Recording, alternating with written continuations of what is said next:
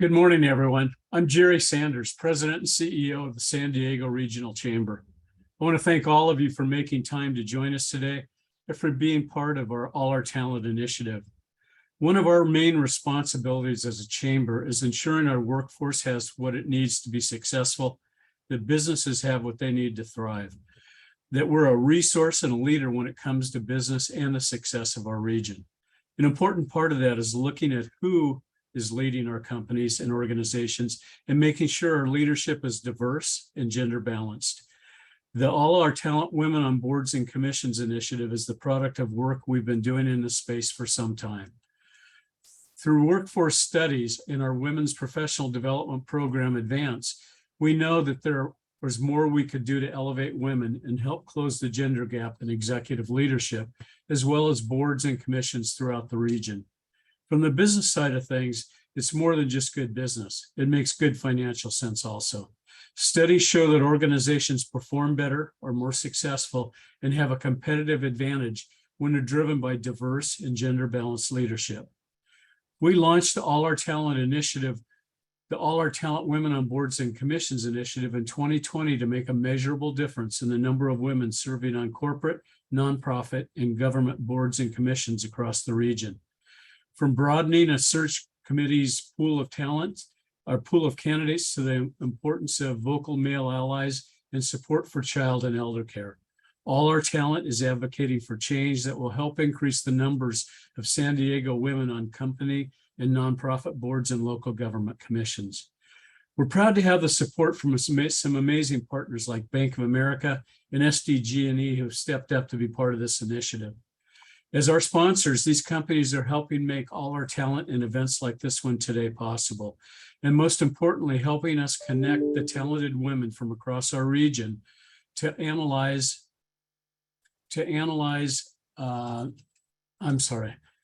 help us connect the talented women from across our region to leadership positions that will benefit our business and organizations for years to come. We're joined today by Pamela Gabriel, Senior Vice President and San Diego Market Executive for Bank of America. Pam, thank you for being here. I'll turn it over to you now. Thank you, Jerry. I couldn't agree with you more.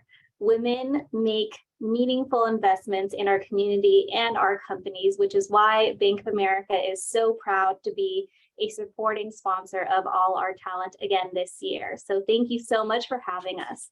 Here at Bank of America, not only do we support that investment here in the community, but we live and breathe it as a company. 50% of our management team is women. 50% of our workforce globally is women. 40% of the top 3 levels of our company are women. And last but not least, our board of directors at the highest level is 50% diverse with 6 women directors. We are one of only 9 S&P 100 companies with 6 or more women on their boards, and we couldn't be more proud to have that and be a supporter to make sure that not only is that happening at our company, but in our community and beyond. So with that, I just wanted to share, thank you to Jerry and the Chamber for allowing us to be a part of this mission and what we're doing here in San Diego.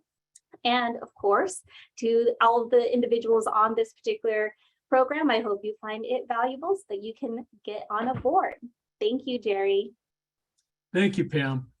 We appreciate B of A's leadership and investments in this important issue very much. SDG&E and Bank of America are joined by other supporters, including NV5 and Qualcomm, in taking the All Our Talent Equity Pledge. Companies who take the Equity Pledge commit to putting forward 10 women from their organization to be part of our All Our Talent database through our partnership with theBoardlist, an online database that matches qualified candidates with executive and board level positions. In addition, companies can sign up to be able to search the database of All Our Talent candidates to fill their open board seats. We hope this workshop equips you with the steps and resources to complete your profile on the board list and be matched with open positions. We also hope you take some of this information back to your company or organization and encourage them to take the Equity Pledge to improve gender equity and representation on boards and commissions. We'll add the link to more information on the Equity Pledge in the chat. Now I'll turn it over to our moderator for today and program partner, Jessica Grounds, founder of Mind the Gap. Jessica, I'll turn it over to you now. Awesome. Hi, Jerry. Thank you so much. And welcome to all of you here who are here this morning. I'm so thrilled to be here and have this amazing lineup of speakers. As Jerry mentioned, I'm very thrilled to have partnered with the Chamber to help build the project of All Our Talent. I am a women's leadership and diversity expert working around the country, and my hometown is being back here in San Diego. So I'm so thrilled to see San Diego take such amazing leadership. And as Jerry mentioned, the importance of us looking at these conversations around leadership at the highest levels being not just an equity issue, which it is, but also about making the best decisions and having the most thriving businesses, organizations, and commissions and boards when we have all of the perspectives that need to be there to make tough decisions. I want to share a couple of things before we get into our wonderful speakers today, just to set the stage in terms of where we are around women's leadership, specifically in women of color here in California. I have been privileged to work with the first partner of California, Jennifer Siebel-Newsom, on tracking the latest on the number of women on corporate boards in the state of California. And for example, just to share the exciting growth that we've had since 2018, many of you know California passed groundbreaking laws to require women on corporate boards. And what we have seen is that in the last 3.5 years, from 2018 to 2022, we have more than tripled the raw number and doubled the percentage of women on boards of public companies that are headquartered in the state. So for example, here in San Diego, we were at 12% of board seats held by women in 2018. Today, we're almost 32%. And we have actually the biggest growth in the state, some of the biggest gains here in San Diego, which is incredible to see considering we have around 100 publicly held companies. Private companies are a little harder to track because they don't have to report data. But for example, we know that women tend to be around 14% of privately held company boards, which we've seen some increase in the last year or two as we've had a more focused interest on diversity and looking at the dimensions of the board makeup that we have. But for women of color, we really see challenges, particularly at the private level. Only about 3% of privately held company boards are women of color. And so we really haven't seen a big increase there. Although on the public company boards, we have seen a marked increase for women of color. And today we are at about 9.4% of California's public companies having women of color. Now, today we're really going to be focusing on nonprofit boards, city and county commissions, and the speakers we have are amazing, rich talent and background in this important focus on all of these dimensions of where we can serve as board members. And so, and I'll be introducing them in just a minute, but just to give you a snapshot on numbers, when we initially did our landscape analysis for All Our Talent here in San Diego, we found, for example, that of the top 50 largest nonprofits here in the city, 41% of those boards were made up of women board members. So about 60-40 male, female, and if those, we often don't know around gender, non-binary, or other dimensions of gender identity because of how we track information, which I'm sure our experts can talk about today, how we're more effectively tracking both gender and race. So 41% on nonprofits. City and county commissions. As of 2020, our city commissions were about 47% women. I'd love to hear from Chida if that's gotten better or stayed the same. If I know that they've been working on tracking that more effectively. And on county commissions, we were at about 35% women overall. And I'm sure Andrew today will share a little bit more on the updates if those have gotten better or where we are. So those are kind of a snapshot of where we are here in San Diego in terms of the numbers. I do want to say numbers are just one thing. They aren't the whole conversation. We have to think meaningfully about who are the competencies of the people that sit on boards. How do we bring in more diverse and rich talent? And so I'm sure we can have that conversation today. As Jerry mentioned, we have built a great partnership with theBoardlist, which tracks diverse board-ready individuals around the country. And we are really helping them build a San Diego network of amazing, diverse talent. And so we want each of you on the call, each of you on this meeting to think about joining the Boardlist database today. And in fact, we have a bit of a tutorial from our dear friend, Mar Carrillo, who is a member of the Chamber's team, who's going to share a little bit about how you can actually join the database and become one of the individuals that might be considered by a commission or a company. Let's take a look at that video. Thank you, Jessica. This morning, we'll be walking you through everything needed to start getting connected to board and executive opportunities in San Diego. You may follow the link provided on the chat, or you may also visit sdchamber.org/allourtalent. So let me get us there.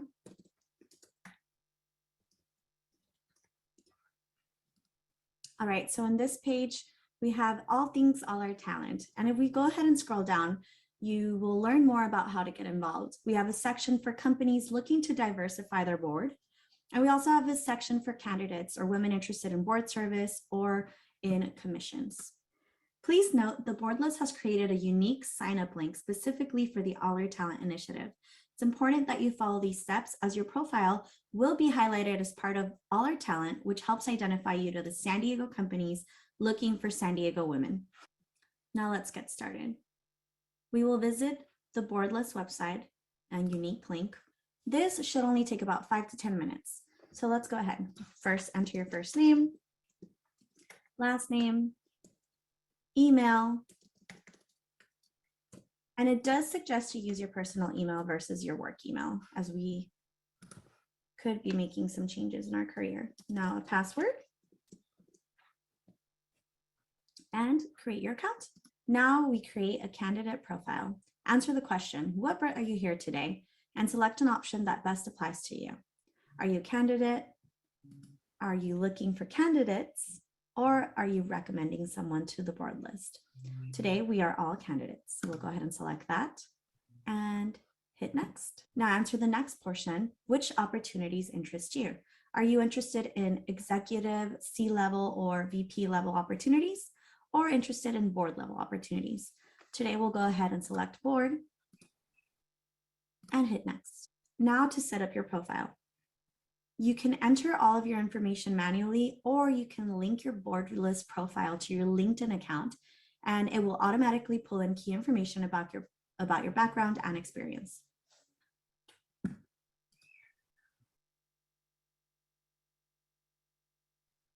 So my information has been imported. Again, this is information that you can enter manually or edit manually once everything has been imported. Your profile information includes the basics, skills and extras, availability, and diversity. Now your availability. Are you currently available for board roles? Yes or no? And are you open to a conversation with someone? So now that you've completed entering all of your profile information, we will be at the request recommendation page. This is where you will enter the All Our Talent flag for your profile simply by searching All Our Talent. How do you know All Our Talent? I'll go ahead and select Other. And we go ahead and send a request. And this recommendation process will allow All Our Talent to know you're signed up and connect your profile with the All Our Talent partnership. This will also allow companies and organizations in the region to know that you're interested in board service, both locally and in other areas of the country. Thank you so much. And if you have any questions, please enter them on the chat and I'll be happy to help you out with your All Our Talent sign up. Wonderful, Mar, that was wonderful to kind of give a tutorial of how to join. See how easy it is? Now we have you in our database and we know you're there. And interested in board service or commission service. I want to just share a couple of ideas of best practices. And in fact, the Chamber team will be also in the chat, including a best practices data set or a little portfolio that you can read at your leisure that allows you to think about what are best practices when you build this profile. Because again, a board profile is going to be different potentially than what you have on LinkedIn. It's really specific to thinking about board or commission service. And so just a couple of points I want to highlight. One is you want to think about your value proposition. And what that means is, what do you uniquely bring? What could you uniquely bring as a commissioner or as a board director? I'll say with COVID, we've really seen this incredible focus on the fact that there were a lot of missing competencies and perspectives on boards. One of the benefits of COVID, as challenging as it was exposing where did we have assumptions being made and where did we have missing backgrounds on these boards making important decisions. So for example, people with backgrounds in risk or risk management or in talent in HR, in diversity, in cybersecurity, in supply chain, in how do you effectively build teams and work together to make tough decisions? Those are all things boards needs and commissions need. And so as you think about your profile on the board list, you want to think about what your specific value proposition is. And as you think about, and I know that our speakers will speak more specifically about how to actually identify opportunities. As you think about what you might want to serve on, one thought might be maybe look at the current board makeup or the current commission makeup. Who is there and who is already in leadership and who is missing and how might you fit in there? That's another way to present yourself, to say, I think I would add value in this way to your board or commission. So those are some best practices to think again about your value proposition and what you can add. After our speakers give their presentations, we will have a time of Q&A, which I will be moderating. So as you think of questions that we maybe don't talk about or answer, jot them down and we'll have time to hear from you to ask those questions. All right, with that, I'm really excited to transition to our speakers today. And our first speaker is Wendy Uroshima, who is the president and CEO of the Epilepsy Foundation here in San Diego. Hi, Wendy. Hi, Jessica. I'm so glad you're here. This is so fun and you're like amazing. And I know you just joined the Commission on the Status of Women. So congratulations to your new post. Thank you. That's wonderful. So Wendy has had a wealth of background in nonprofit and government work, and I'm going to just do a little bit of background for you for everyone, and you can also toot your own horn because we know you're amazing. But she's going to share a little bit about her board service journey with us today. Wendy was recently appointed, as I mentioned, to the Commission on the Status of Women. My little plug, by the way, is let's add women and girls. I don't know, that would be something I'd be excited about. And she's also the chair of Southern California Diversity Council, the board of the Library Commissioners, and is on the San Diego Rotary Club 33 board. And she is also the past chair of the Asian Business Association and Girls Incorporated. Wendy, thank you for being here. I'm going to pass it to you, and thank you for sharing your wisdom. Great. Thank you so much, Jessica. And thanks to the Chamber team for having me. It's always a good day when you get an invitation from Jerry and Allison and you just raise your hand and say, yes, where do you need me? So they clearly needed an old lady who's been on boards for a long time. So, hey, I'm happy to fill that box. But it's good to be here again. My name is Wendy. I am in my current role, the president and CEO of the Epilepsy Foundation. But I love, thank you for sharing those stats, Jessica, on where we are in what board makeup looks like. And I think it's exciting to see that the numbers are changing and representation, but I'm a big fan of we've got to roll that meatball up the hill because we have a long way to go. My journey joining boards and commissions started 30 years ago. I was working at 10 News. Oh, I just said where I was working because now I'm going to lay out some dirt to make this fun. I was working at 10 News from 1994 to 2007, both behind the scenes and on air. I was a community affairs manager, the promotion manager. I was a producer. I was a weather and traffic reporter. That being said, I joined my first board when I was in my 20s. But what really sparked me, I started out as a community affairs assistant, and someone said, Wendy, you're great at event planning. Why don't you co-chair the Lunar New Year or Chinese New Year celebration for the Asian Business Association, also the Asian Chamber of Commerce? And so I said, well, that sounds like fun. I can put together a party. Long story short, that's where my journey began. I started co-chairing an event, and they said, well, boy, you should be on the marketing committee. And wow, wouldn't you like to be on the board? And 20 years later, I ended up chairing the board, chairing the foundation board, and eventually becoming the CEO of the Asian Chamber, which was lovely. But what was interesting, when I was serving at 10 News, I was quickly promoted, and I found myself the only female, the only person of color, and the youngest person on the management team. And so that was a bit of a scary feeling. I felt a little bit of an imposter syndrome. I was, don't know if I deserved to be here. And I remember a fun story. Our TV station won a giant award from Working Women's Magazine. It was like top company of the year, and we were owned by McGraw-Hill. And one of our lovely male managers in the boardroom, said, "Oh gosh, now all the women, all the mothers are going to be asking." And he was joking, but he wasn't. They're going to be asking for things like a, lactation room or a special parking spot. And I'm sitting in my seat cringing, going, "Oh my gosh, this guy." So I just quietly not saying a word. Then I thought, I've got to say something. And so I said, "Excuse me. So, half of our staff are women. And how would and then I started to go off the deep end. I said, "How would your sister and how would your wife feel if you were speaking like that?" And he's like, "Oh, I was just kidding." I'm like, "No, you weren't kidding." And then I thought, well, I'm clearly going to be kicked out of this executive boardroom. But what I found at that time, shortly, we did create a lactation room and a parking spot for people with pregnancy differences or disabilities, different abilities. And that really started my journey in saying, how do we speak up, right? From whatever your background is, you bring a diverse skill set, a diverse lens. At that time, I was bringing forth my position as a female, but I started to join boards and commissions and joined the board of directors for the Asian Chamber, and quickly kind of moved up the ranks. And someone said, "You really should be the chair of the board." And I'm like, "Oh my goodness, that sounds frightening. I don't know." And they said, "Oftentimes the people that we want to chair the board are not the first ones to raise their hand because they want to do it to build the resume or whatnot."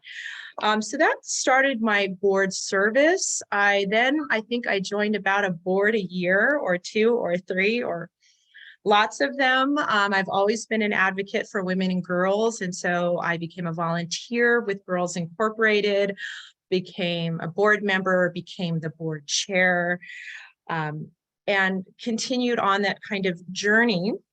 I worked at 10 News for 13 years and then had some life changes. My first husband passed away unexpectedly, and it really made me think, what am I doing with my time and how do I better serve the community? I've always been really excited.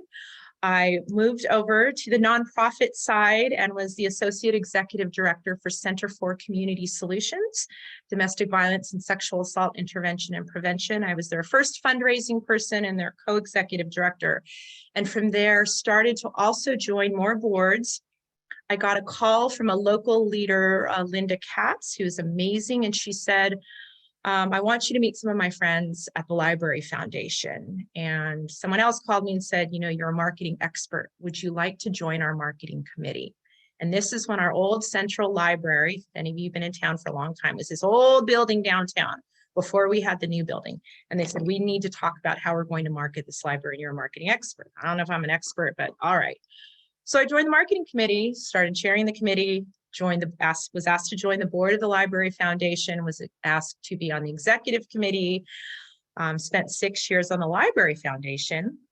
And then I was asked to consider becoming a commissioner with the library. The Library Commission recommends policy to the mayor about our 36 branches. And I thought, what a great honor. And they said, "Well, we would like you to chair." I'm like, "Of course you would." That's where I have a problem. I do really raise my hand a lot. So sometimes just showing up is a win. And I thought, well, gosh, what do I know about libraries? And I've been on the board for 6 years, but still a little bit of that imposter syndrome was kicking in. So I think my tip as you're looking at boards and commissions is really, a lot of it is just saying yes. What are you passionate about? I have always been passionate about education and advocacy and how do we stand up for those that may not have a voice. And I really felt that libraries helped level the playing field. And so I joined and kept getting other roles. Very involved in the diversity field. I'm a 4th generation Japanese American. I speak very little Japanese except for food words and words you shouldn't say in public. But I have, over the past 20 years, become to appreciate the journey that my family has taken, including being incarcerated during the war and being sent to internment camps. And through all of that, I said, and seeing what's happening in the news today, that there still isn't an equal and level playing field for people of color, I became very involved in the diversity space. I joined an organization called the National Diversity Council. I became chair. I'm chair for Southern California. And again, thank you, Jessica, for mentioning I was just appointed to the Women's Commission. Lots of other boards in between. But I guess what I'm saying really is a lot of it is just showing up. I like to come up through the committee structure, but sometimes it's just saying yes and thinking about what you're passionate about and being able to serve there. Now I'm quite fortunate. I get a lot of folks saying, would you like to serve on our board? And I've said, thank you. I would love to, but I have a full plate. So I think also saying no is okay. But on the diversity angle, when I was recruited to join the Epilepsy Foundation, interesting story, I was the CEO of the Asian Chamber at the time and got a tap on the shoulder from a colleague of mine in Rotary that says, Wendy, I've got a great job. I'd love to have you consider being a CEO for this nonprofit in town. I said, Trevor Blair, that's great. I love what I'm doing in the Asian community. I love helping small businesses. And he wouldn't go away because he's a great recruiter. And he said, can I just tell you who it's for? And I said, sure, Trevor, then you should go away. He said, it's the Epilepsy Foundation. And how ironic that my college-age daughter, who's now out of college, but she had just had her first major seizure in college and was being evaluated for epilepsy. And I said, what is the chance of that?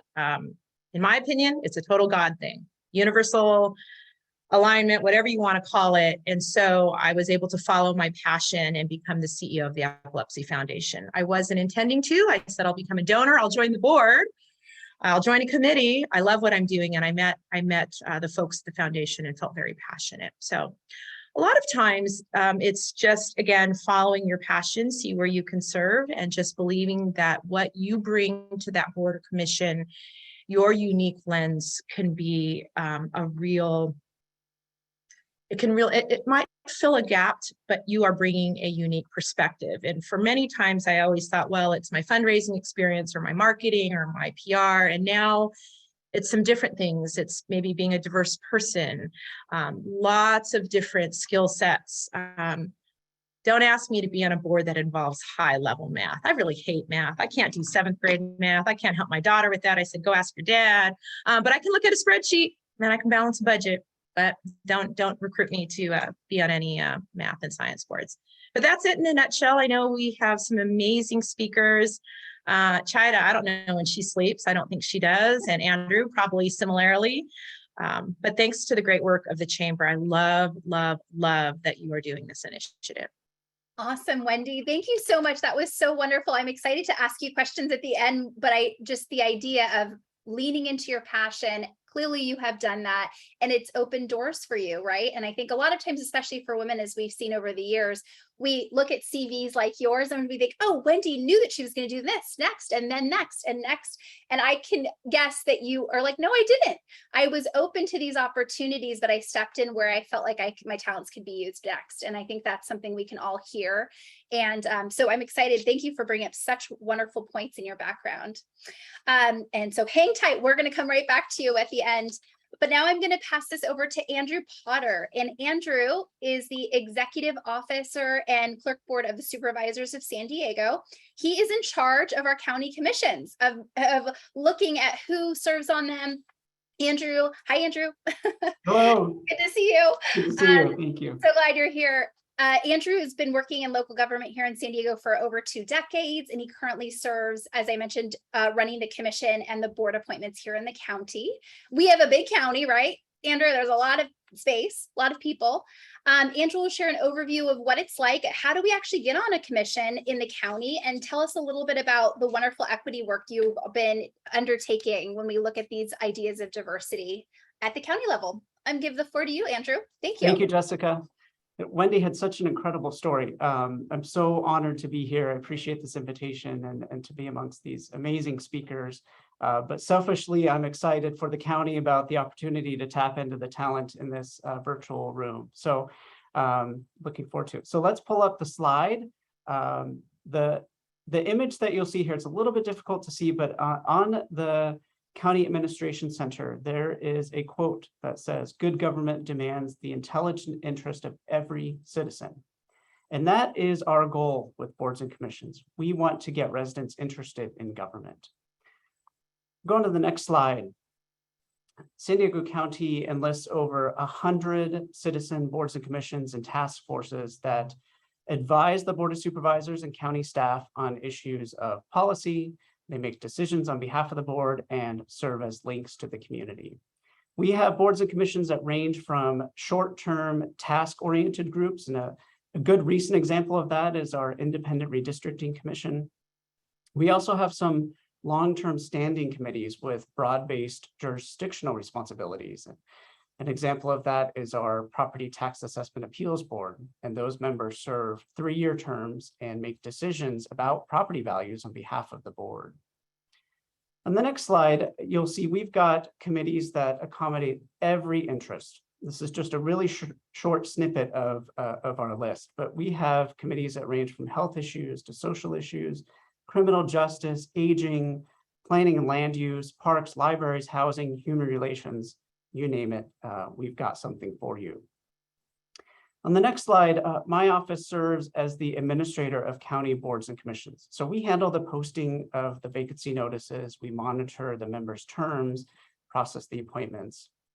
I will say that most of these positions are unpaid, but when you are appointed, you get a really great certificate that's signed by me that's suitable for framing. So look forward to that as your compensation. On the next slide, let's jump right into how you go about getting appointed. The first thing I recommend to do is go to our website. You see it listed on the screen there. And that's where you can go to investigate where your interests are. You're going to find a list of all of the county boards and commissions. And within that list are what are called fact sheets. And these fact sheets are really important because it's a summary document that has the legal authority for the board membership, talks about the composition of the memberships, the appointment, the terms, the duties of what's involved, the general meeting dates and locations, if there is compensation involved, describes that, and then any filings that are required, because some of them may require that you disclose your financial interests and other incompatible activity statements. Move on to the next slide. You'll find reports on our website of the current and upcoming vacancies. There's a state law that every year local government entities have to publish a report that lists all of the members of boards and commissions and all the vacancies that are scheduled to occur in the coming year. Essentially, that's a report of all the opportunities in the coming year for the public to be a member of a board or commission. We'll jump right back to slide 6. Go back one more. Thank you.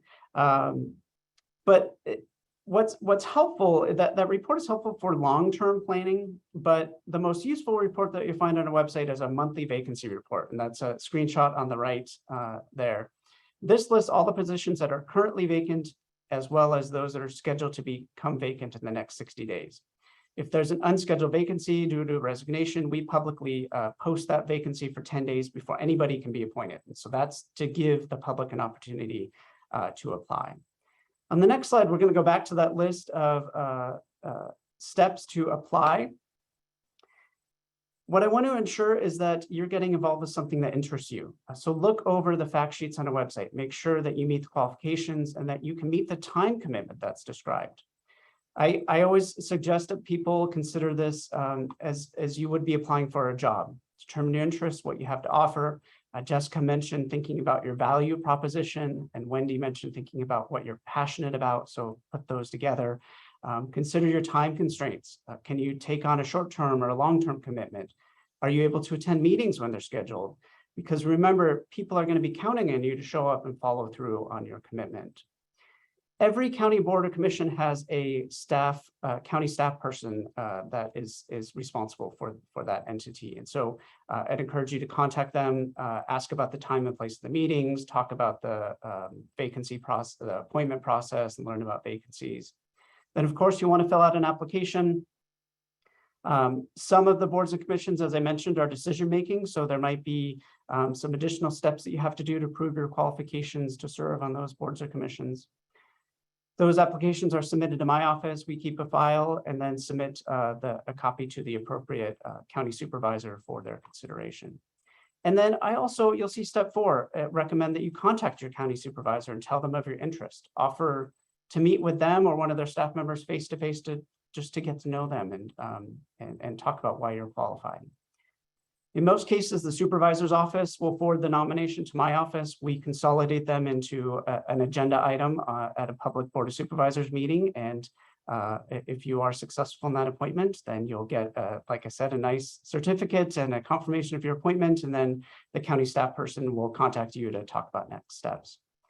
On the next slide, we're really excited about a new system that is going to greatly improve the application process. This is a new portal that's going to make it easier for you to apply. The system will allow you to apply directly instead of a PDF document that we have now. You'll be able to see up-to-date information on which positions are currently vacant and view the expectations for that role. And then it's also going to give you some insight into the demographics of the members.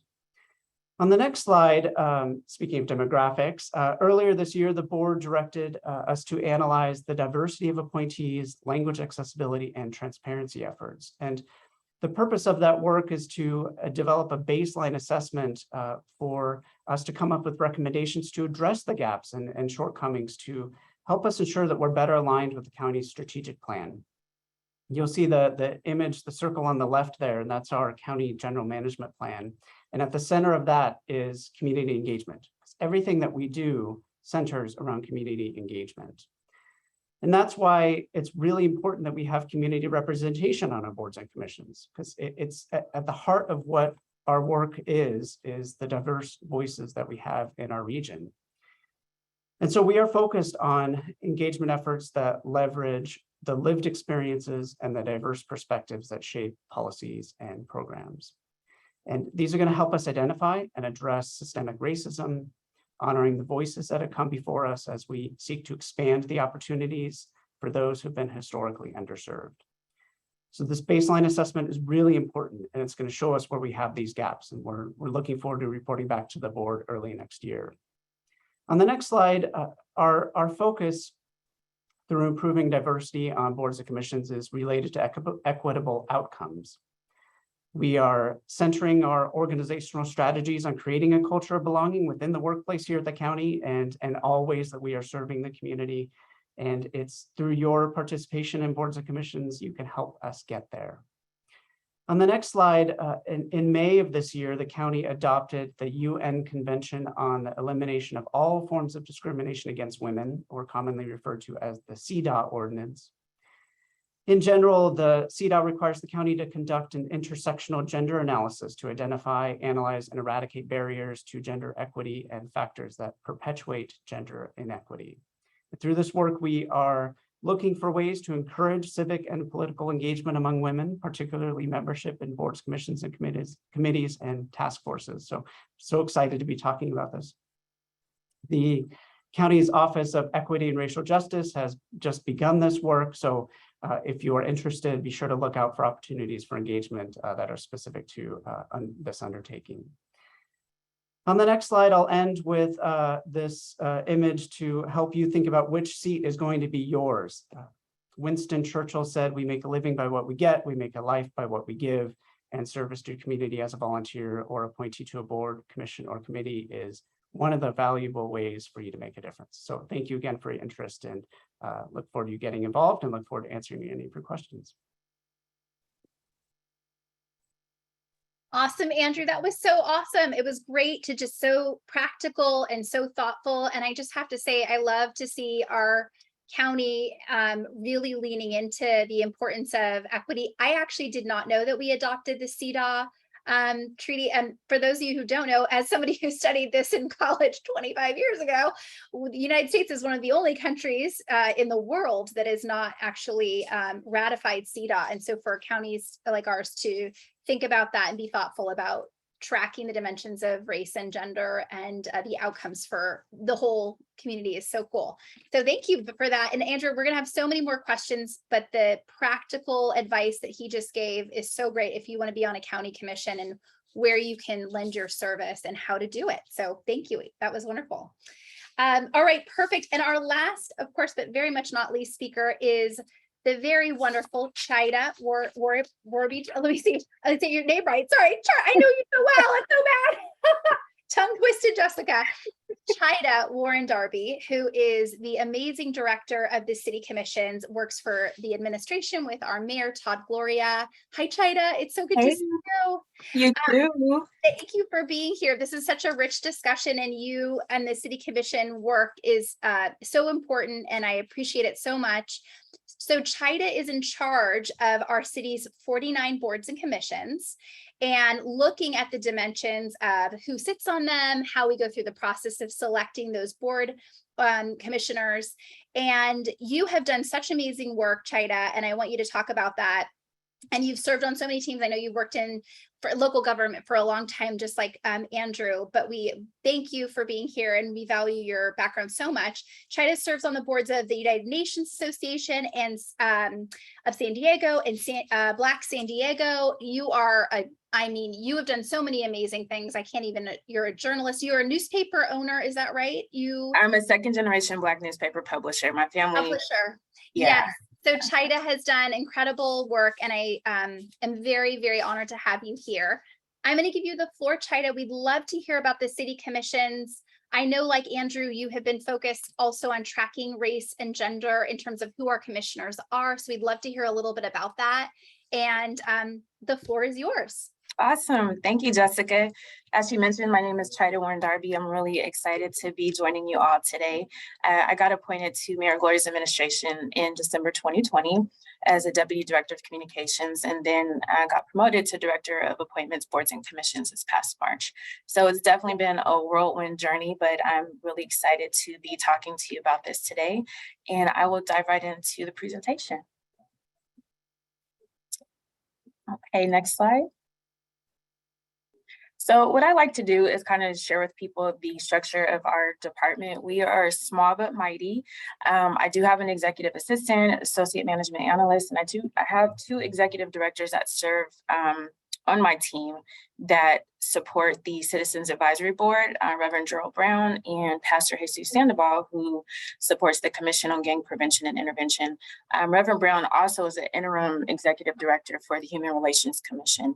And then I have the 40 plus boards and commissions that report to our department with the assistance of staff liaisons who work within the city of San Diego. Next slide.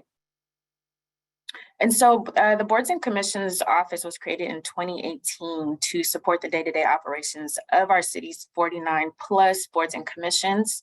And it's clearly just an access point to volunteer members appointed by the mayor and the city council. So we're still a relatively new department here at the city. Next slide.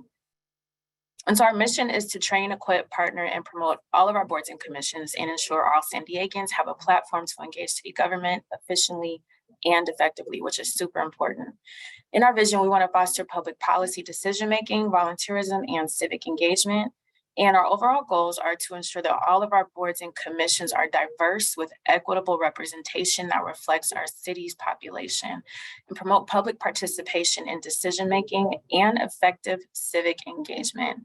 And also make sure that, they're communicating effectively with the mayor, city council, and citywide priorities to the advisory bodies and community stakeholders.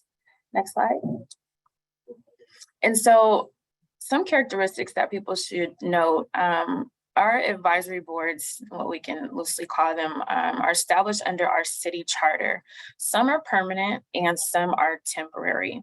An example of a temporary board that we stood up was our Climate Action Plan committee, or a committee that we stood up. And their goal specifically was to help kind of push some of the focal points of the mayor's climate action plan.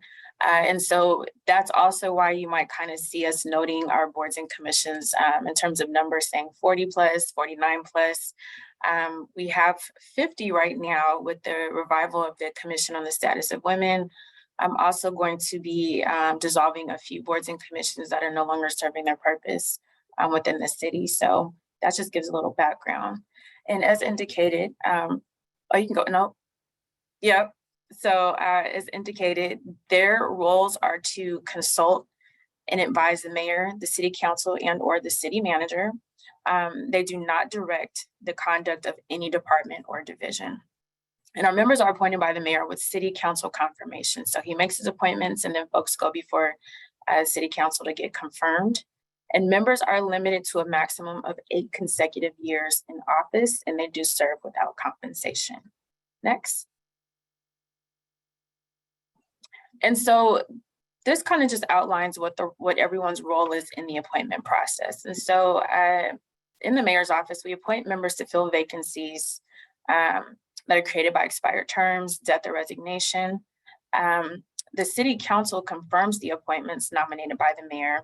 And the municipal code also requires that the mayor appoint nominees submitted by council members in some position. So we do have some boards and commissions where they are listed as mayoral appointments, and some come straight from city council members. The city attorney's office is critical in this process because they provide trainings to our board members and commissioners on conflict of interest codes, the Brown Act, and they provide legal advice regarding our boards and commissions. The clerk's office tracks and gathers information regarding our boards. And so we kind of work in tandem in this space.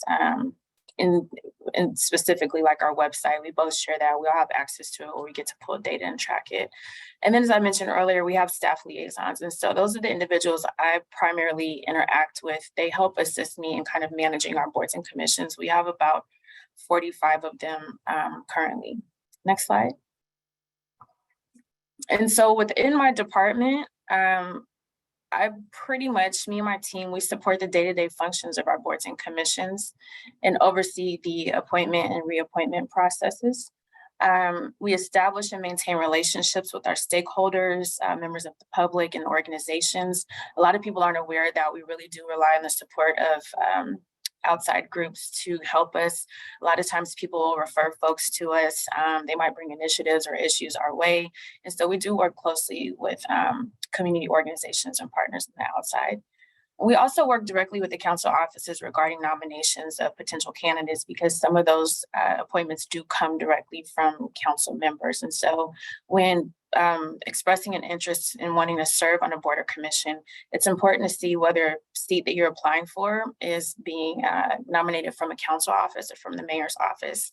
But again, if it is council office, you want to make sure you're in contact with your council member to let them know that you are interested in doing that. And then lastly, we work with the city clerk's office and our liaisons and board members and commissioners. Next slide. And so we were audited by our auditing team to make sure we were just doing right by boards and commissions. And so as of December 2021, we were able to ensure that over 70% of our appointments were people of color and over 50% of our appointments were women. We discovered that we didn't have a lot of diversity on our boards and commissions. So we've been aggressively working to fix that and make sure that our boards and commissions reflect our city. And since taking office in December of 2020, some of the things we like to highlight, Mayor Gloria appointed the first Black Somali refugee to the San Diego County Water Authority, also appointed the youngest person ever to sit on the San Diego County Water Authority, and then appointed the first person from Council District 4 in 20 years to the Planning Commission.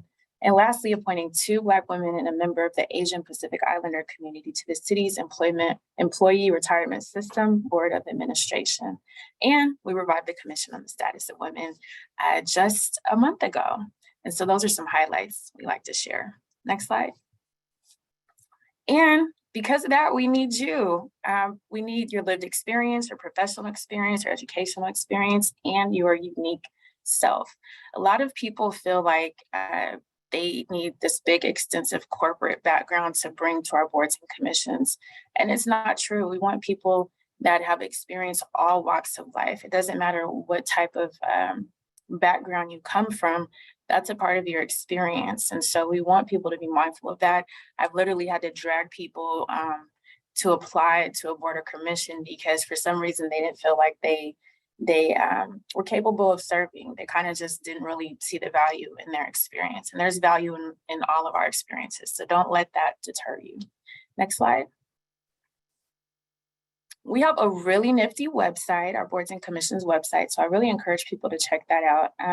Our boards and commissions are broken up by categories. So you can kind of look through that and see the different categories of our boards and commissions.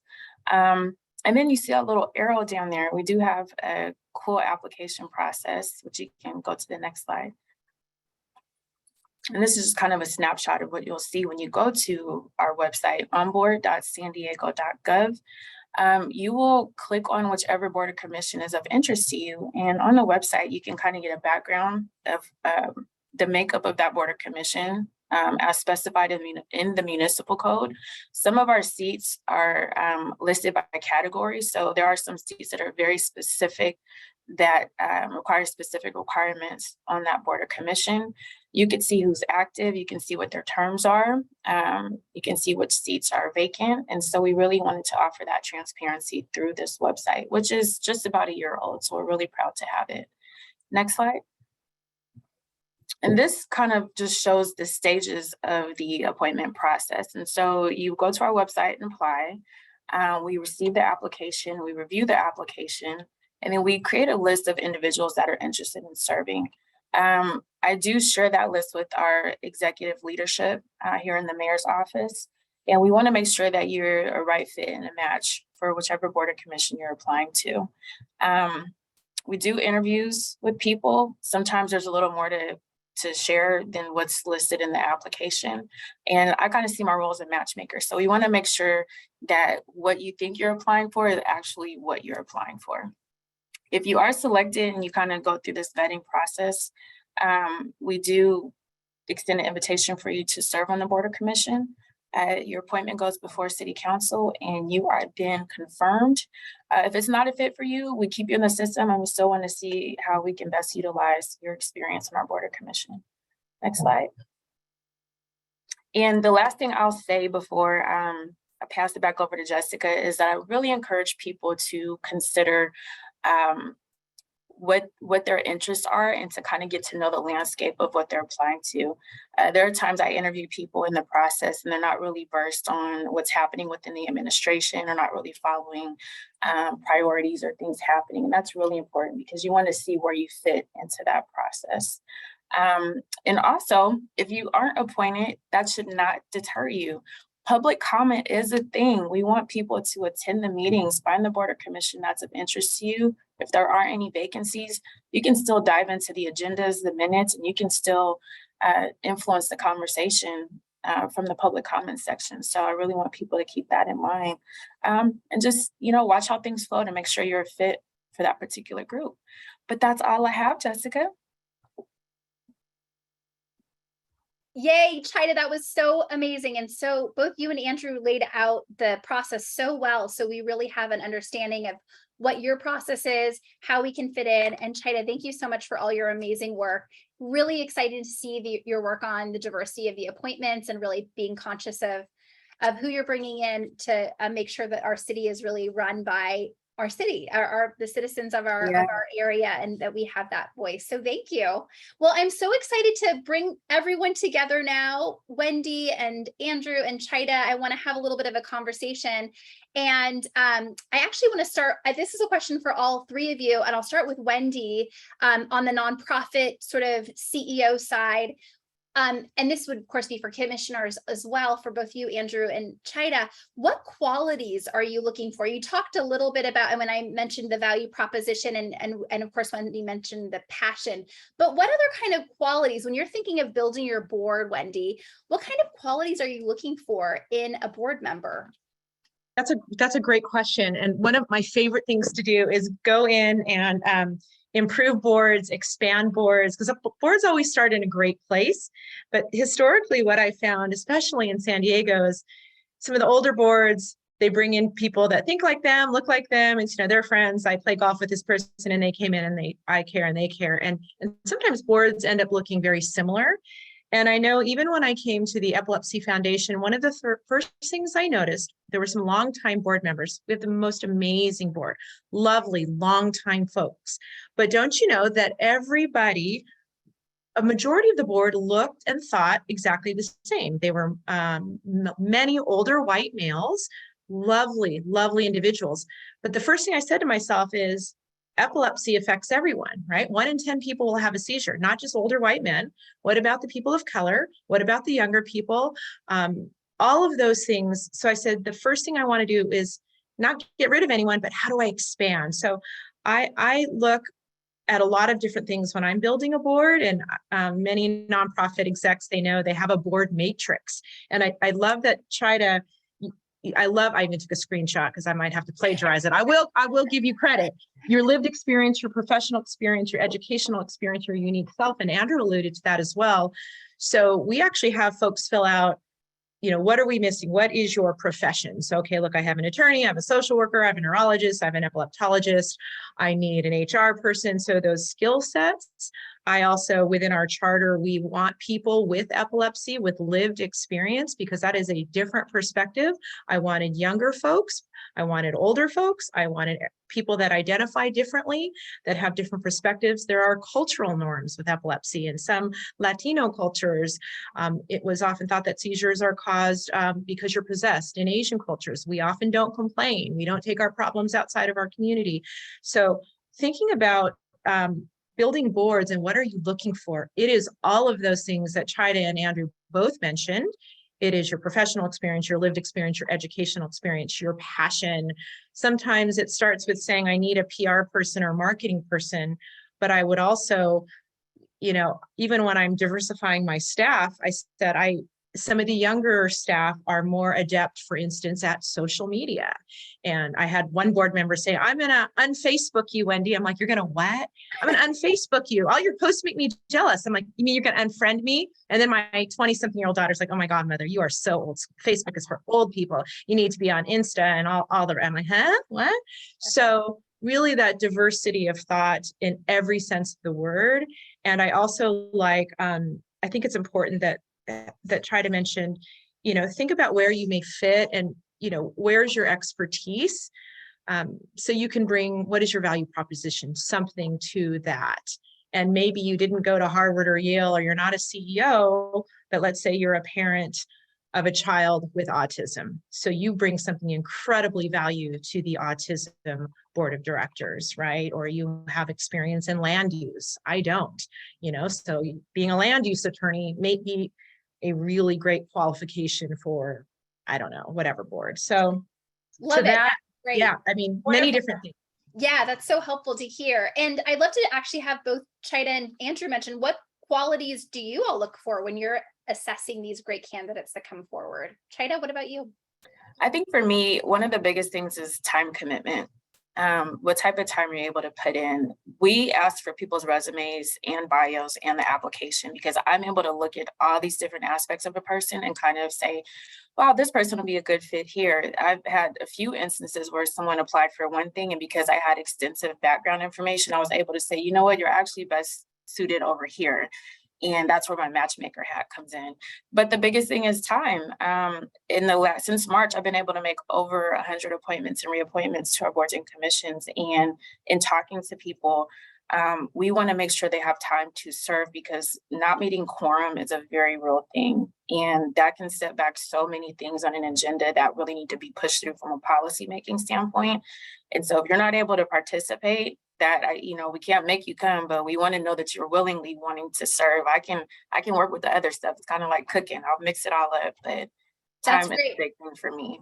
I often say 90% of life is showing up, right? And so you have to show up, you have to have the time to show up. So that's obvious, a very basic thing, but it's so critical, because those things that you learn in the meetings and your things that you can respond to is why you're there. Andrew, what about you? What qualities are you looking for in a commissioner? Well, I certainly couldn't agree more with Wendy and Chida on what they've suggested, but we're always looking for people that represent the community, people that are bringing their lived experiences, and talking about the time commitment, just being committed to that board or commission and your community, that you can be there for your colleagues that you'll be serving the community with. I think one other really good aspect is a good listener, making sure that you're listening to your colleagues on the board of commission, you're listening to the public, that you're welcoming their engagement. The Board of Supervisors just recently adopted a code of conduct for all members of boards and commissions that is really focused on that the principal function of serving on a county board of commission is to serve the public, that is the reason they're there, serving the public interest and promoting the greatest public good. So just being committed to that is important. Great, that's great. We have that clarity. This is your mission and your focus, and we can really keep going back to that. If we can all agree it's a challenging time to be in politics and life and the news and all of these dimensions, but really focusing on what are our core outcomes that we're trying to provide here, and it's really serving the public. I'm looking at some of the questions coming in, and one of the themes I'm seeing, which I really think is neat, and a place that I would suggest in the diversity conversation is sort of a 2.0 concept, but it's very real for all of us, is this idea of equity. And beyond diversity, this idea of equity, especially because I would suggest for all of your work, right? There's oftentimes voices that aren't at the table because it's very hard for them to be at the table, whether it's a socioeconomic dynamic or they're from a community that just, they're trying to just put food on the table and not be there, but we all are representing them. Are there ways that you have all thought about or seen great practices around boards to think about equity issues as we think about addressing all of these, the government issues that the commissions and counties are working on, or the work you're doing with epilepsy or other nonprofit work? Wendy, I'd love to hear how do you really think about the people that aren't there? I think the key for me is really being intentional. And so, diversity, equity, inclusion, it's not DEIB, belonging is kind of a buzzword for a lot of people. But for me, it's not, let's just create a policy and pass a policy. But I really like seeing where the rubber meets the road. I mean, I love that Chida was sharing the stats. I mean, here is what tangible things we have done. And it's saying, really looking at your community, which is everyone. We're doing this in San Diego Rotary too. And I said, why don't we have anyone in our club from the Native community? I mean, why are there not more folks that look like me, or that look, really, again, being intentional in how you are recruiting. Not that everyone isn't welcome, everyone is always welcome, but really putting intentional measures out there.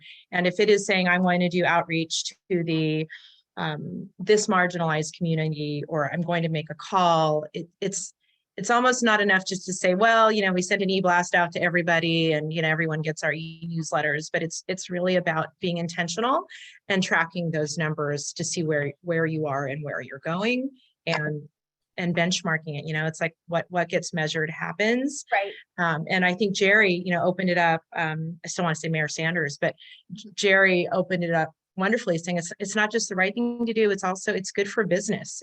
But it is the right thing to do. That Chida be intentional and tracking and thinking thoughtfully about it. I don't know if my question makes sense for you, Andrew and Chida, but I'd be curious if there are best practices. I'm curious about how do you become informed as a commissioner? Also, like, who informs the commissioners?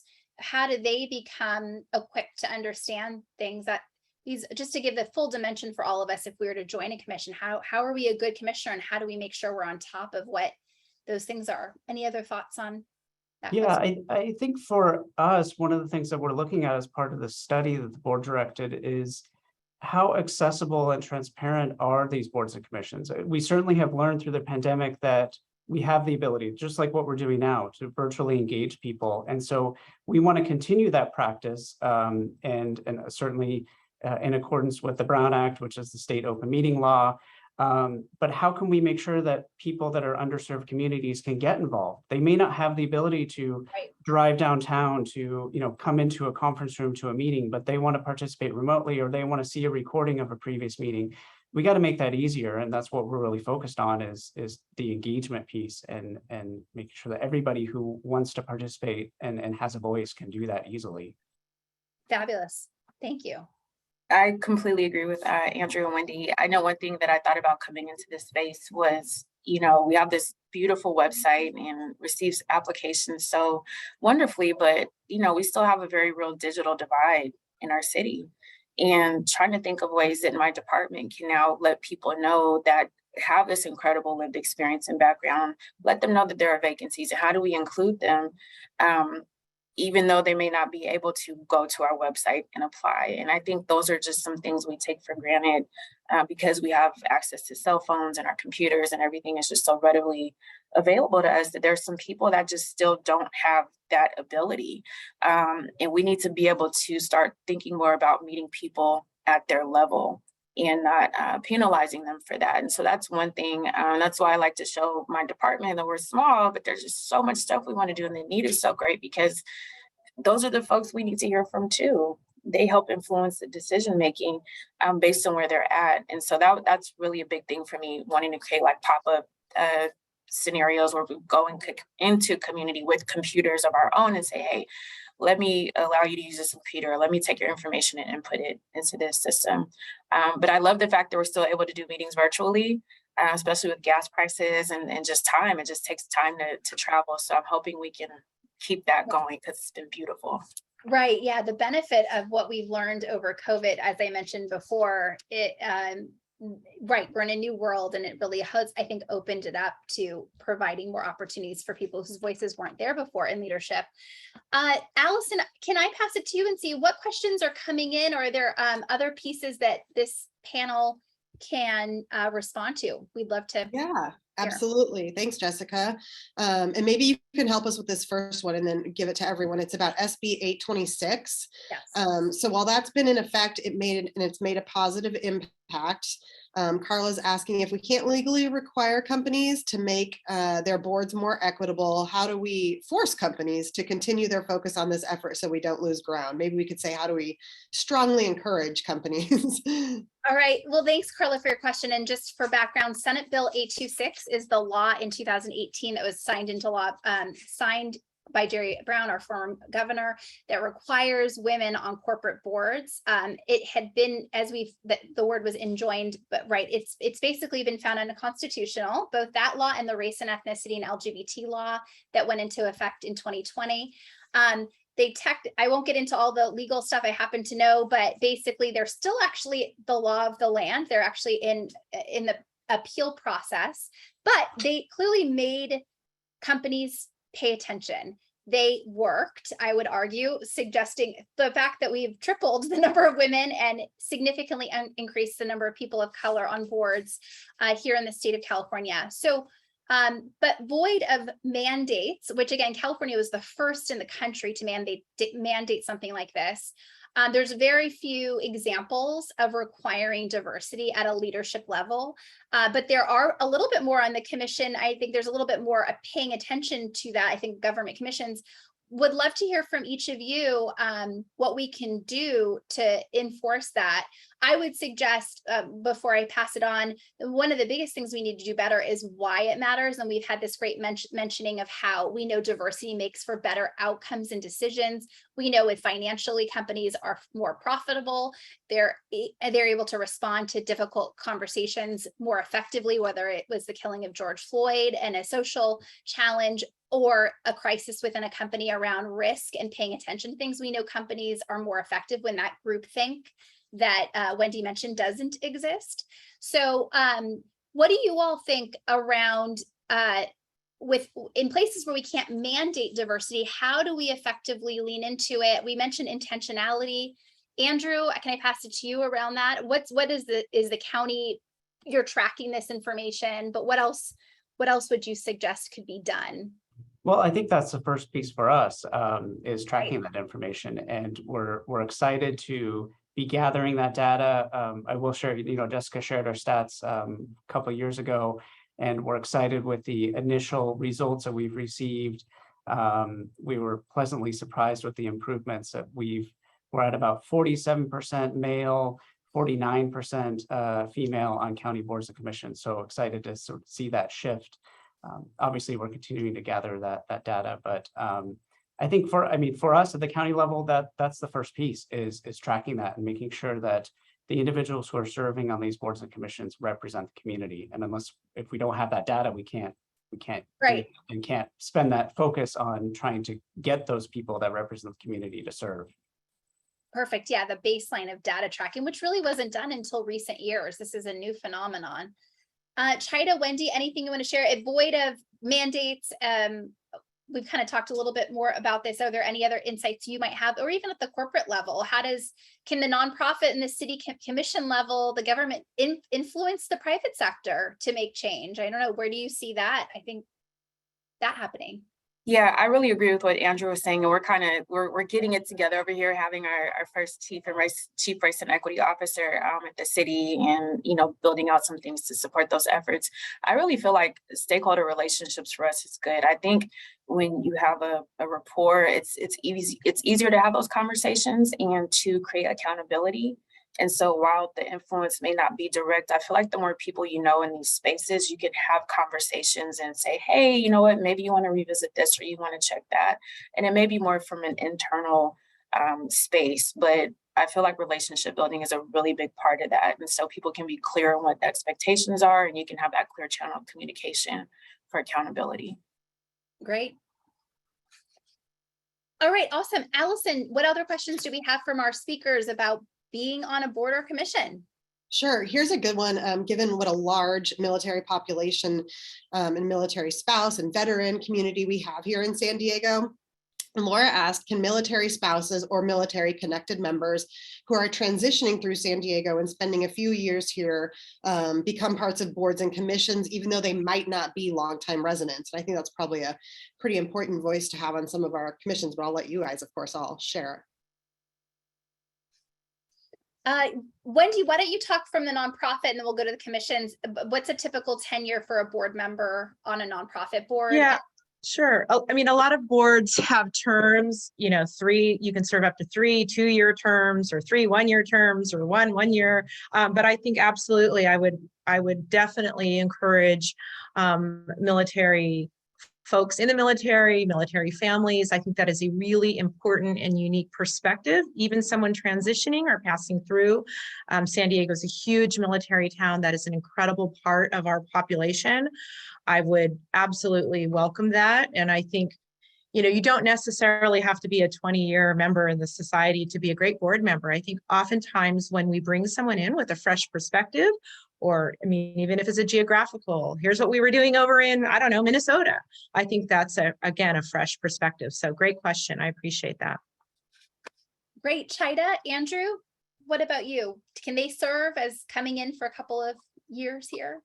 Absolutely. And I will say the county has a military and veterans advisory council. So certainly look for those opportunities. But in general, the county's terms on boards and commissions are 4 years, 2 terms, so maximum of 8 years.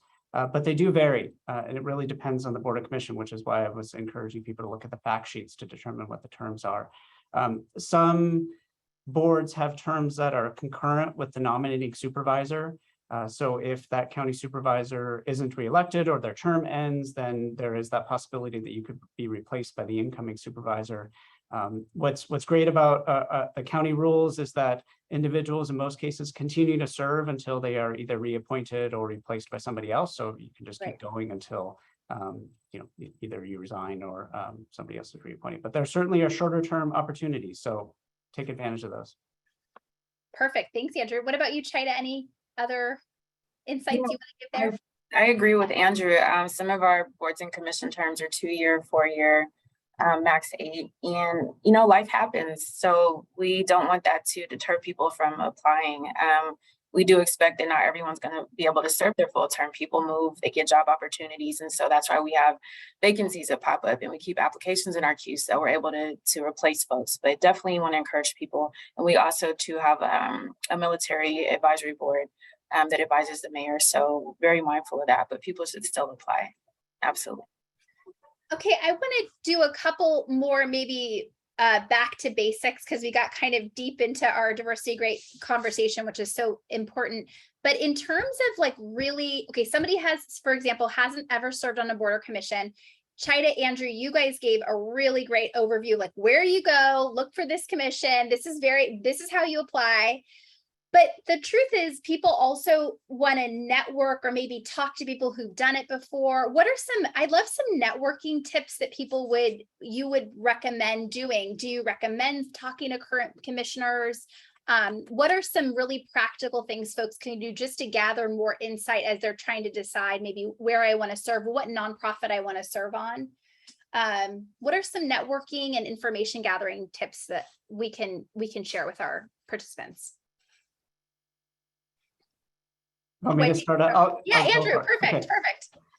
Well, on our website, just going back to the internet resources that we have available, we have the roster of all the current members. So you can always look at those rosters and see if there's somebody that you might know. And if you don't know any of those individuals, go to a meeting or participate virtually in a meeting, and just don't be afraid to go talk to them about their time serving on that board or commission. And I mean, another piece is to look at past minutes of meetings, just to get a flavor of what actions that board or commission has taken in the past, if they've developed a report or something that you can read to just, get a flavor for what type of work is involved. That's great. I love that idea of looking at the minutes. Kind of there's a desk research part of this where you can really just get a sense of things, and then you might know who to talk to or to learn more. Chida, anything else from you in terms of the networking, going to events, or good resources for folks interested? Yeah, I agree with Andrew. I actually just directed one of our incoming board members to do that, to go and look at minutes from meetings and watch the meetings and things like that. I love that our board members and commissioners are very warm and welcoming, and they're always excited to get new people on the board. And they also too are once people, not all of them, but some of them didn't have any prior experience. And so when we do onboard a new person, we like to pair them with someone in a board or commission that can kind of walk them through the ropes of everything. But the more people you talk to, the more information you learn. So networking is never a bad thing. A lot of things can come out of a great conversation. So that's something I highly encourage. And to do your background, do your research on whatever you're jumping into. Fabulous. Wendy, I'm going to ask a specific question of you that's somewhat related. Do you see with your experience with so many different nonprofits and longtime service here in San Diego, where there's a need of a certain area or sector that really is kind of a hot place? Or you mentioned epilepsy, so I'm sure you're, of course, with your CEO work in the issue of healthcare or issues impacting people. Are there places that people should be paying attention to that are really growing here in San Diego? Well, I will say there has been a big move, and I see a question from my longtime colleague Yen too in the chat. She was asking about how do we go about recruiting. There's still a big push, again, for all people to serve, but I'm getting asked all the time, we want to find more Asian people, Black people, Hispanic, Latino, Latinx, LGBT. I think, again, boards are realizing that their boards are not as diverse as they could be. And I get that all of the time. And it's Yan and I and Leanne Kim and a few of us joke, it's like, can you run for office? And I can't run for office, but God bless people that want to run for office. No, I'm not going to run for. We need it. I'm like, oh gosh, but there is still very specifically, I've been asked to help recruit, like, Wendy, what Asian people do you know? We need them. Like, oh, okay, it's beyond being Asian, right? There's all these other skill sets, but there is still in general, folks looking for women and people of color on their board. Again, not to discredit everyone serving, because everybody certainly is welcome and has something to offer, but I hear that time and time and time again. And I think a lot of it, and try to really mention this, I think this is really important if you're considering a board or commission, is to really show up and do the work. I served as both a staff CEO and I'm a board member on many boards. And we always say, we really like the people that do what they say they will do. They will show up. They will say, what do you need? What does help look like? I will attend the meeting. You don't want to mess up quorum. What can I help you with?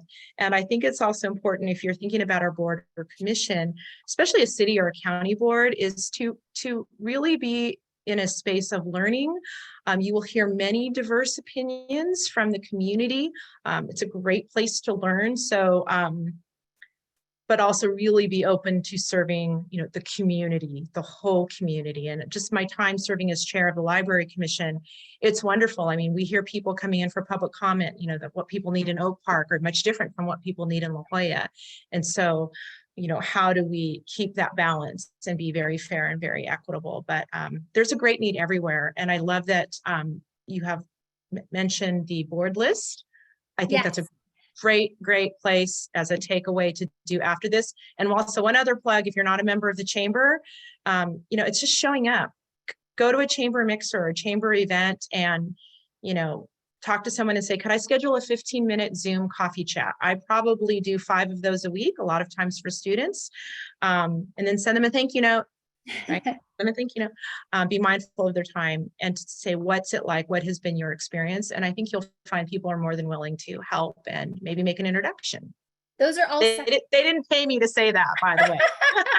I was going to say, I am also a member of the chamber and love the networking ability. And like you said, also just to combine your recommendations, Wendy, the Zoom piece and the networking thing, it also makes it easier on folks you want to talk to just say, hey, can I have 15 minutes? And they don't have to drive to coffee or whatever. Of course, you want to physically see them too, because we don't just want to live our world in 2D or whatever, but we want to see people. But it does make it easier to talk to people. And I think have bigger access to those networks. So we have to show up. And also I'll just share, I love that thought of sitting on a commission to really understand where the gaps are, maybe of your own blind spots. Oh, I didn't even think about that in my community. And I know that happens to me frequently. I do diversity work, and I thought I often recognize not only my privilege, but where I had a blind spot about an idea until I got exposed to it, and how that shapes who you are as a decision maker. So we're all growing and learning in these processes. So that's wonderful. Well, I think, Allison, if we don't have another question, I might finish up with a word of wisdom, a final word of wisdom from each of our speakers. But do you have one more burning question? I think we might have answered it. Someone was asking how soon they'll hear back from a staff member about a board or commission. And I think Chida kind of got into that it sort of varies. There is a bit of a waiting period there. I don't know if either of you have it's 2 weeks, it's 2 months, I think it sort of depends on the flow of things and how it goes. And then can you apply to multiple boards? That's a good, or commissions. I think that's welcomed, and you can sort of get placed in what makes the best fit. But Chida or Andrew, do you want to take that one? How you guys approach multiple applications? Yeah, in our website, we do allow people to apply for up to 3.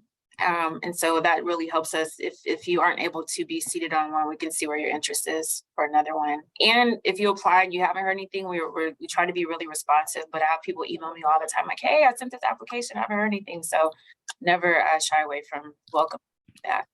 Okay, up to 3, that's good. And same for the county. We certainly welcome multiple applications. And in terms of the timeframe, since I didn't mention that, it really does depend on the process and the supervisor that's nominating. Again, that's why I recommend that people contact their county supervisor, let them know they're interested, and might help expedite that process. Fantastic. Wonderful. Well, I'd love to finish up our conversation today. Maybe a word of wisdom or word of encouragement for our fabulous audience here that we can't see, but we would love to see. I saw somebody say, can we have an in-person event soon? I'm like, as an extrovert, I love the idea. I'd love to see people. I know not everyone's there, but I am. So plug for the chamber. Let's do this in person. I'll start with you, Chida. What's your word of wisdom or word of encouragement as we finish up? I just want to say I love these. I got so many LinkedIn messages last time we did this and was able to connect with people. So that was great. I am on LinkedIn and all social media platforms as Chida Rebecca. But what I would say is just really don't diminish what you may think you bring to the table.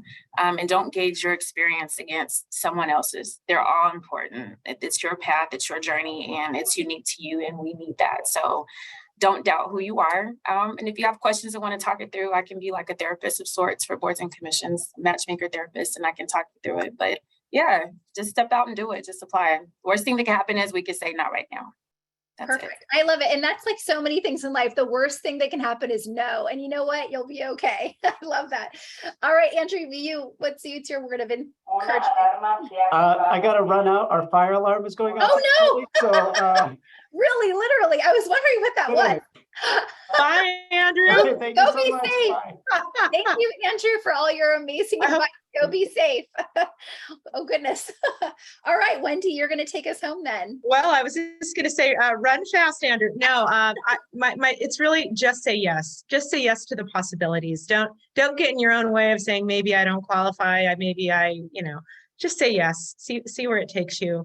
And I think when you become, and you all know this, because I'm sure many of you are volunteering already, you get such a gift from volunteering and serving. The gift comes back to you 10 times more than what you're even giving. So thank you for having this. What a great program. Oh, thanks, Wendy. Thank you, Chida. It was great. And I totally agree. In fact, I would say so many of my own professional next steps came out of the volunteering piece because of the networks I built. People saw my ability and then they thought of something else, or I thought of something else. So I think that's a great point. It builds together, right? It's not just in silo. Well, Allison, thank you for inviting me here to moderate today. I appreciate so much being part of this wonderful effort. I'm so proud of San Diego for stepping in and really talking about diversity and really talking about the gaps around women and women of color, because we are so needed in helping to shape these important decisions for our community and for our country. And we are a leader. People are paying attention to what we're doing right here in San Diego, which I think is awesome. So thanks to the Chamber. Remember, all of you, to join the board list. We really want you in the database where we've built hundreds of women. It is a database for women and people of color broadly, by the way. So if there are men of color in your life, or LGBTQ men and women and gender fluid individuals who are feeling that they would like to be on a board or commission, especially a board as that focuses, please have them think about joining the board list. It's a really amazing opportunity to be seen by people looking to diversify their leadership. So, and with that, oh, and lastly, don't forget, if you work for a company or organization, you can encourage them to take the San Diego Chamber's Equity Pledge, which really basically says, hey, you take the pledge that you're going to identify women within your organization that we want to say, you know what, you should be a board member. And I would suggest that the best organizations out there recognize they have talented people that should be serving in different capacities. And it's only going to make that company stronger, or that organization stronger, to have their employees working and being a part of the great work that the community is doing. So with that, we are finished. Thank you, Chamber team. And thank you to all of you. Have a great weekend. Happy Friday. Yes, definitely. Thank you.